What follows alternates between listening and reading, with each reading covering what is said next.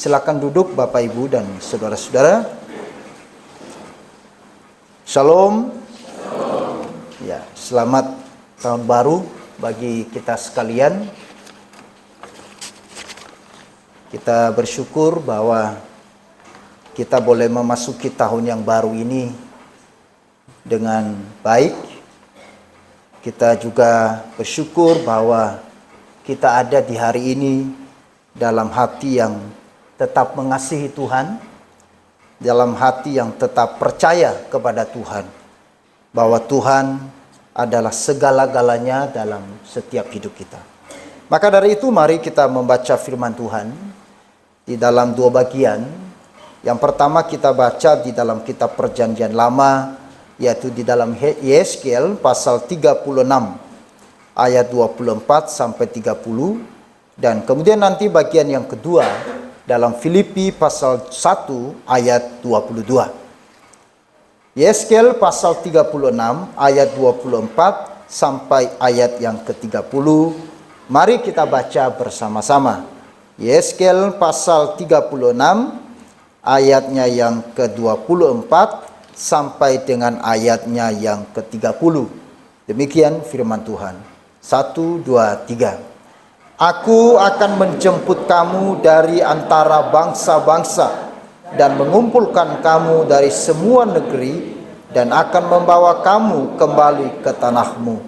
Aku akan mencurahkan kepadamu air jernih yang akan mentahirkan kamu dari segala kenajisanmu dan dari semua berhala-berhalamu. Aku akan mentahirkan kamu. Kamu akan kuberikan hati yang baru dan roh yang baru di dalam batinmu, dan aku akan menjauhkan dari tubuhmu hati yang keras dan kuberikan kepadamu hati yang taat. Rohku akan kuberikan diam di dalam batinmu, dan aku akan membuat kamu hidup menurut segala ketetapanku dan tetap berpegang pada peraturan-peraturanku dan melakukannya.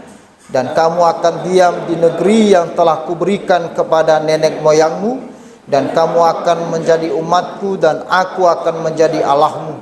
Aku akan melepaskan kamu dari segala dosa kenajisanmu, dan aku akan mengumpulkan gandum serta memperbanyaknya, dan aku tidak lagi menatangkan kelaparan atasmu. Aku juga memperbanyak buah pohon-pohonan dari hasil ladangmu, supaya kamu jangan lagi menanggung noda kelaparan di tengah-tengah bangsa-bangsa. Filipi pasal 1 ayat 22. Mari kita baca bersama-sama. 1, 2, 3. Tetapi jika aku harus hidup di dunia ini, itu berarti bagiku bekerja memberi buah. Jadi mana yang harus kupilih, aku tidak tahu. Amin. Berbahagialah kita saudara-saudara yang telah membaca firman Tuhan ini, dan kita adalah orang yang lebih berbahagia yang percaya dan melakukan firman Tuhan. Tema kita hari ini adalah resolusi tahun baru. Nah, saudara-saudara, tentunya ya, setiap orang, baik orang Kristen ataupun tidak Kristen, biasanya di dalam menyambut tahun baru mereka punya yang namanya resolusi. Apa itu resolusi? Saudara-saudara, resolusi itu adalah suatu ketetapan hati atau kepulatan tekad untuk setia melaksanakan apa yang sudah disepakati oleh dirinya sendiri. Ya, jadi sebuah tekad atau kepulatan tekad melakukan sesuatu yang baru. Ya. Nah, itu namanya resolusi. Nah, saudara-saudara, hari ini kita sebagai anak-anak Tuhan, kita juga harus punya resolusi. Kita punya ketetapan hati, kita punya kebulatan tekad untuk melakukan sesuatu. Ya, tentunya untuk kemuliaan Tuhan. Nah, saudara-saudara, kalau dunia mereka punya ketetapan hati, kebulatan tekad, tetapi yang bertujuan pada diri sendiri, yang mengarah pada diri sendiri, ya, yang menuju kepada pemuasan diri sendiri. Tetapi orang Kristen dia harus punya ketetapan hati, dia harus punya kebulatan tekad, komitmen yang kuat untuk melakukan sesuatu, tetapi bermuara pada kemuliaan Tuhan. Amin. Nah, saudara-saudara, makanya Chesterton itu mengatakan, tujuan tahun baru bukan agar kita punya tahun baru. Tujuan tahun baru adalah kita harus memiliki jiwa yang baru. Ya. Itu yang dikatakan oleh Chesterton. Ya. Tujuan tahun baru agar kita harus memiliki jiwa yang baru. Nah, saudara-saudara, seperti apa yang disampaikan oleh Yehezkiel kepada umat Israel yang telah meninggalkan Tuhan, yang berpaling dari Tuhan, di dalam kondisi yang penuh dengan kenajisan dan dosa. Lalu kemudian Allah di dalam kemurahannya kembali memberikan janji kepada bangsa itu agar mereka memiliki pembaharuan. Tuhan tidak selama-lamanya murka kepada mereka, tetapi Tuhan juga memanggil mereka untuk kembali berubah, agar mereka kembali memiliki tekad dan tujuan seperti tekad dan tujuan dari nenek moyang mereka di dalam memuliakan dan melayani Tuhan yang hidup. Maka pada zaman Yehezkiel, mereka juga ingin memiliki hati yang baru. Nah, saudara-saudara, bagaimana memiliki jiwa yang baru? Ya, harus memiliki hati yang baru. Ya. Dalam ayat 26, saudara-saudara, di sana tadi dikatakan, kamu akan kuberikan hati yang baru. Ya. Jadi, jiwa yang baru akan ada ketika kita memiliki hati yang baru. Ya. Hati yang baru. Hati yang baru seperti apa? Bukan hati yang dicangkokkan baru, bukan hati buatan baru, ya, tetapi hati jiwa yang telah diperbaharui, hati yang sudah dibersihkan, hati yang telah disucikan, itu maksudnya. Dan di dalam ayat yang ke-25 itu dikatakan, saudara-saudara, aku akan mencurahkan kepadamu air jernih yang akan mentahirkan kamu dari semua kenajisanmu dan dari semua berhalamu. Aku akan mentahirkan kamu dan memberikan kepadamu, dalam 27 ya itu ya, hati yang taat. 26 di bawah, di bagian bawah, kamu akan kuberikan hati yang baru dan roh yang baru di dalam batinmu, dan aku akan menjauhkan dari tubuhmu hati yang keras, dan kuberikan kepadamu hati yang taat. Ya. Jadi hati yang baru itu adalah hati yang sudah dibersihkan. Nah, bagaimana hati harus dibersihkan, saudara-saudara? Maka seseorang harus menyadari dirinya bahwa dia kotor. Seseorang dia harus tahu bahwa ada sesuatu yang tidak bersih, ada sesuatu yang tidak beres. Ya. Kalau orang merasa tidak ada yang kotor, dia tidak perlu membersihkan diri, betul? Ya. Kalau seseorang merasa harum terus, dia tidak perlu mandi. Ya, tadi sebelum ke sini istri saya bilang, "Pak, sebelum berangkat bersihkan saya, ganti baju saya dan lapin semua. Saya udah bau sekali." Nah, dia merasa dirinya bau, sehingga dia butuhkan baju baru. Dia membutuhkan pembersihan. Ya, saudara-saudara. Jadi demikian. Jadi bagaimana terjadinya sebuah pembaharuan sehingga janji Tuhan itu menjadi milik dari orang Israel. Tuhan kemudian hadir memulihkan mereka. Mereka harus memiliki hati yang baru, hati yang telah dibersihkan. Hati yang dibersihkan lahir dari sebuah kesadaran seseorang membutuhkan Tuhan untuk rohnya, Roh Kudus bekerja di dalam seseorang. Nah, saudara-saudara, maka tanpa kita menyadari bahwa kita adalah orang yang berdosa, ya, maka tidak mungkin kita bisa datang dengan hati yang ingin kita disucikan oleh Tuhan. Tadi pagi kami bangun, lalu kemudian saya bacakan saat teduh dan kita berdoa, saudara-saudara. Ya, saya bilang sama istri, mungkin kita juga ada banyak dosa. Ya, karena kita manusia yang berdosa. Kita ada banyak salah mungkin. Kita perlu juga membereskan diri kita. Bukan persoalan sakit atau tidak sakit. Bukan persoalan mati atau hidup. Tapi persoalan bagaimana kita di hadapan Tuhan betul-betul bersih. Nah, saya bersyukur tadi malam istri saya memberikan kesaksian yang menguatkan saya. Lebih dari orang yang kekuatan yang saya dapat dari orang lain. Saya juga tidak tahu kenapa tadi malam langsung saya punya ide, serahkan ke dia yang bersaksi yang pertama. Dan dia bersaksi, dia menyampaikan kronologisnya, dan sampai akhirnya dia katakan, saya bersyukur. Wah, saya pikir tadinya dia mengeluh, dia marah, dia kecewa, atau dia tidak terima keadaan. Tetapi saya justru bersyukur bahwa dia mengatakan, ya saya harus bersyukur untuk semuanya ini. Ya. Saudara-saudara, tidak mudah. Hari ini saya sampaikan kepada saudara bahwa istri saya mengalami penyakit kanker usus stadium 4. Stadium akhir. Ya. Sekarang saya berani sampaikan, tapi bukan berarti nanti habis ini lalu saudara datang ke rumah sakit juga. Ya, saya dengar ibu stadium 4 ya jangan juga lah ya. Saya punya teknik. Pelan-pelan tadi pagi Tuhan kirim orang yang tidak percaya datang ke rumah sakit pagi-pagi. Kami tidak pernah menduga, bukan orang Kristen, datang menghibur. Dia bersaksi.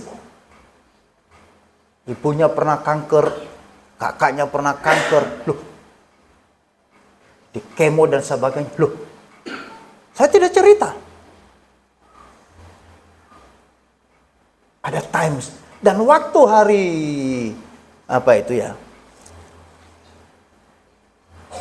kapan ya hari syukuran di Pak Iwan itu, saya lupa tanggalnya ya.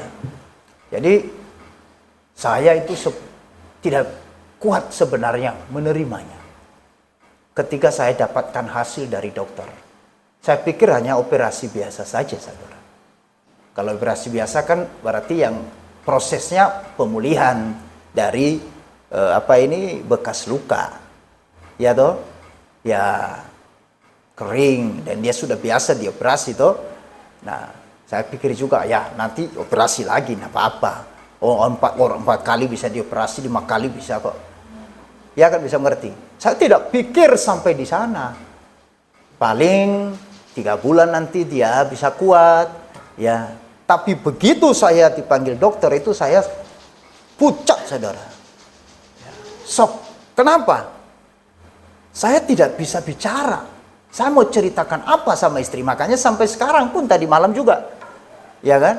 Memang hasilnya sudah disampaikan. Tapi yang tahu Bapak. Belum. Tapi saya berdoa, Tuhan gimana menyampaikannya. Ya. Takutnya dia dengar drop. Tapi mulai pelan-pelan Tuhan bawa pada satu, sehingga dia mulai psikologinya mulai masuk ke sana. Nah, saya terus berdoa. Nah, saudara-saudara yang dikasih oleh Tuhan, ya, kenapa sampai ke stadium 4? Ya kan? Karena tidak pernah periksa.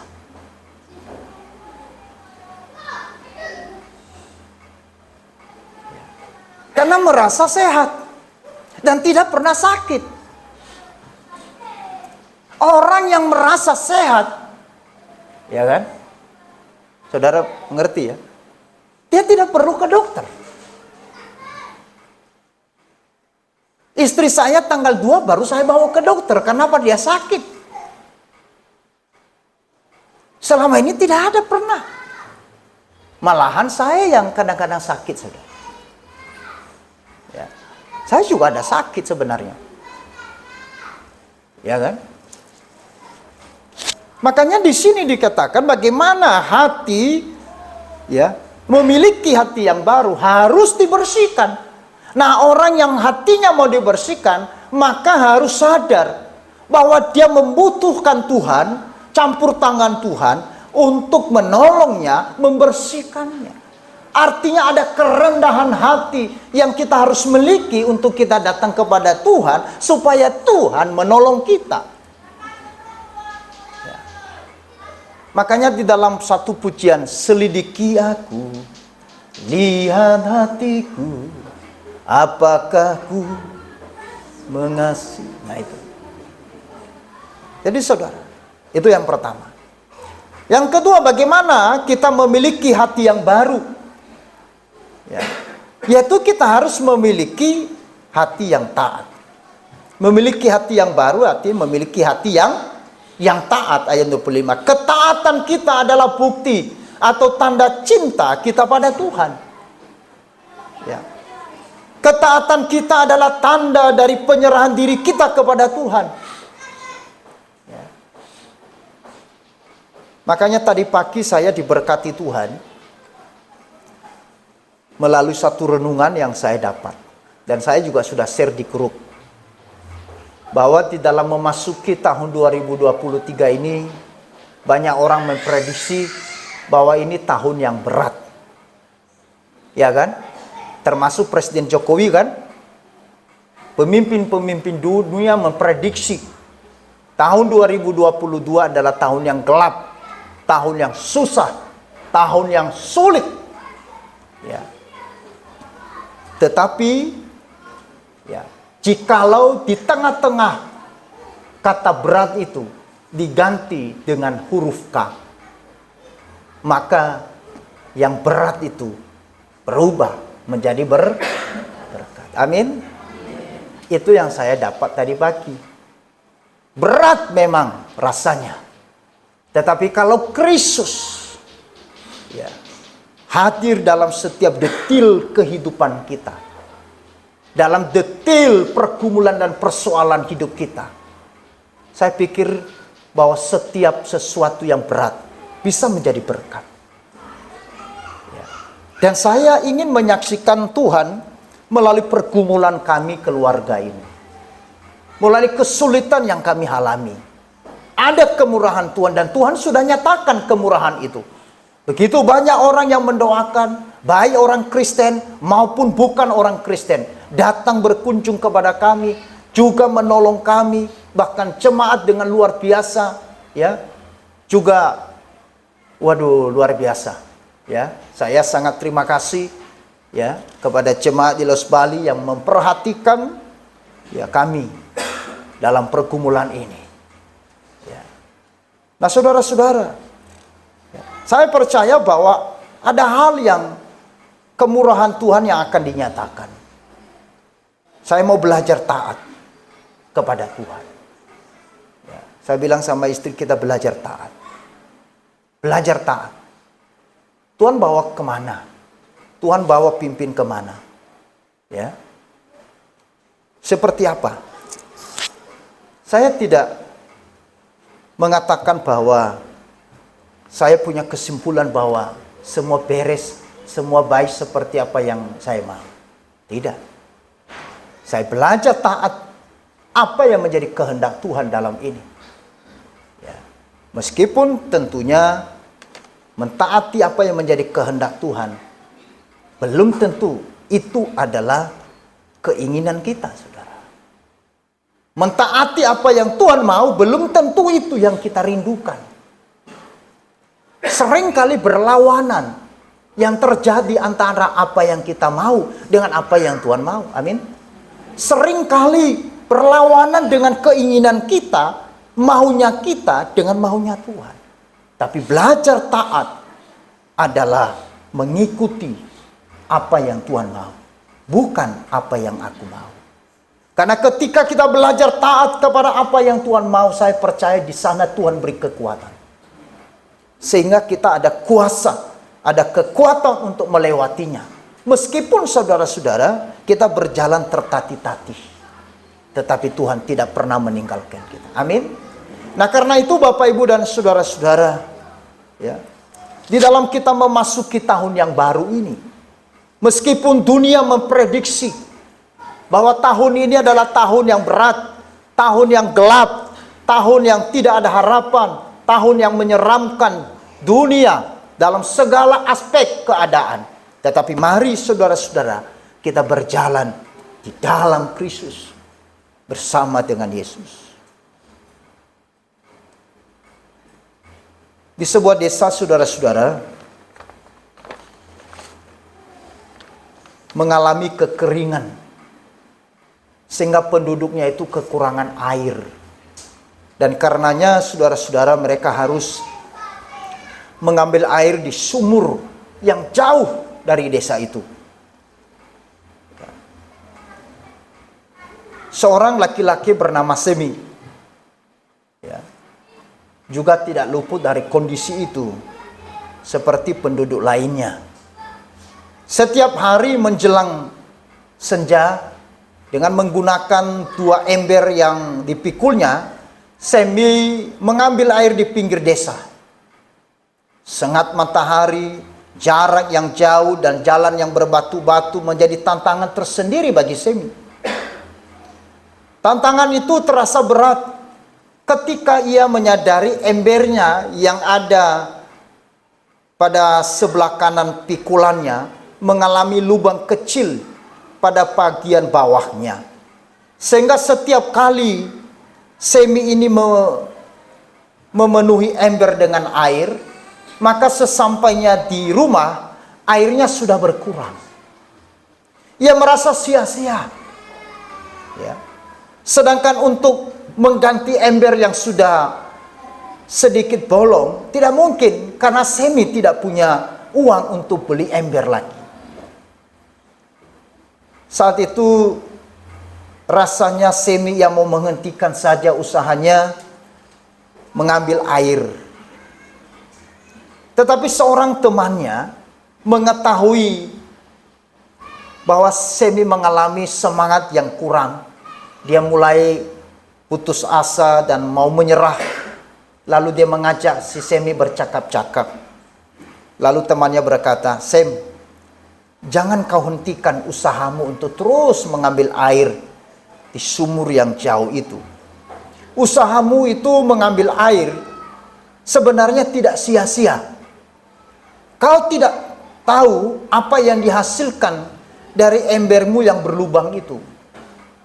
Coba kau perhatikan jalan setapak yang kau lewati. Perhatikan jalan setapak yang kau lewati, perhatikan sebelah jalan, sebelah kanan jalan itu. Kau akan melihat bunga-bunga putih kecil yang tumbuh. Sehingga ada air yang, sehingga bunga-bunga yang bisa tumbuh.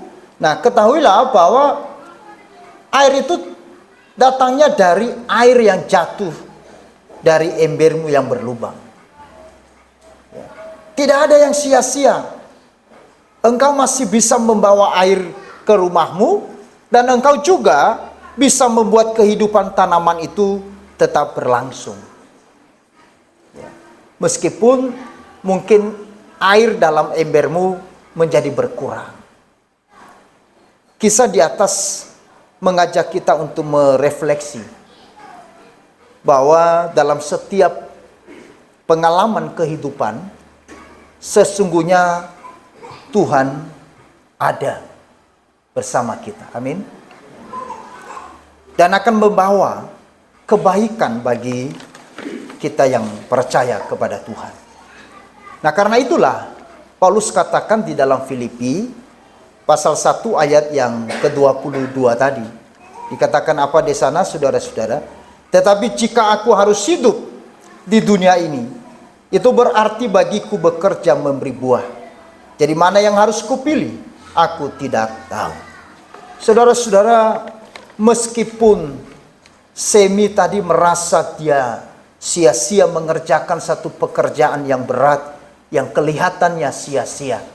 Tetapi dari pekerjaan yang dilakukan dari bocoran ember bawah dan kemudian telah menumbuhkan bunga-bunga putih di sebelah kanan jalan itu.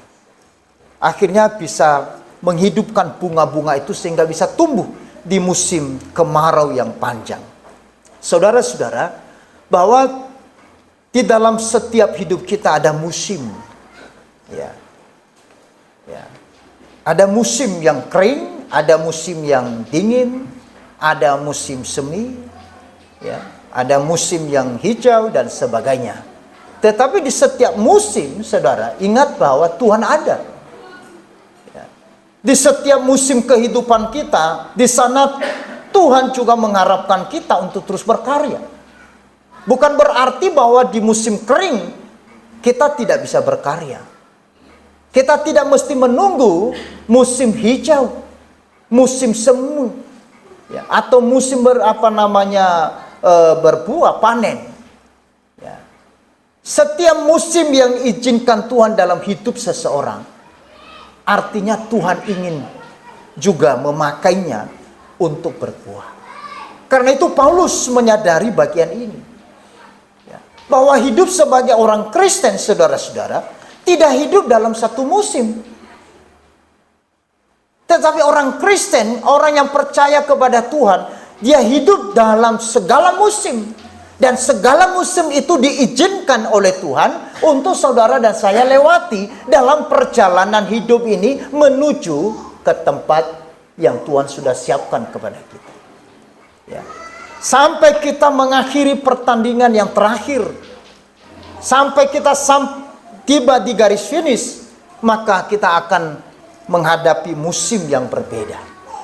Kalau Tuhan izinkan musim yang berbeda, itu berarti Tuhan juga memberikan kemampuan bagi kita untuk kita berbuah di dalamnya.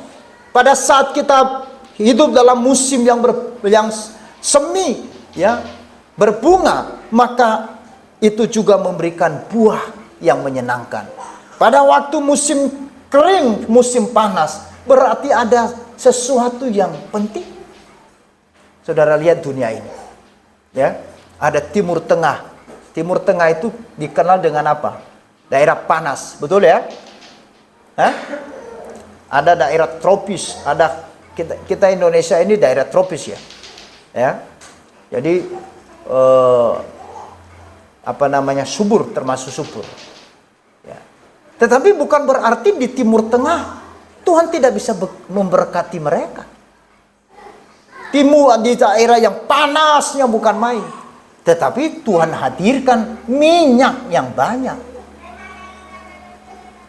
Ya kan? Minyak yang banyak. Jadi setiap musim pasti ada cara Tuhan memelihara umatnya. Dan di dalam setiap musim itu pula Dia merindukan bahwa setiap orang di dalamnya harus berbuah.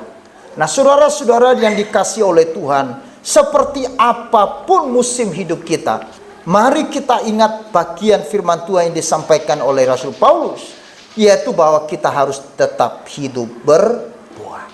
Maka memasuki tahun 2023 ini, jangan berhenti bekerja bagi Tuhan, apapun situasi dan kondisi saudara. Jangan pernah kehilangan semangat melayani Tuhan. Jangan pernah kehilangan berkobar-kobar untuk Injil Tuhan. Apapun yang terjadi. Karena apa, saudara-saudara? Karena Tuhan pasti memakai kita di dalam setiap musim. Ya. Jangan pernah menyerah dengan kesulitan. Ya. Jangan pernah menyerah. Meskipun susah. Ya. Meskipun susah. Bagian kita adalah apa? Yang pertama, kita terus membersihkan hidup kita. Karena kita manusia yang tidak luput dari dosa. Yang kedua, kita harus memiliki hati yang taat. Kenapa kita harus setiap hari membersihkan diri kita dan memiliki hati yang taat?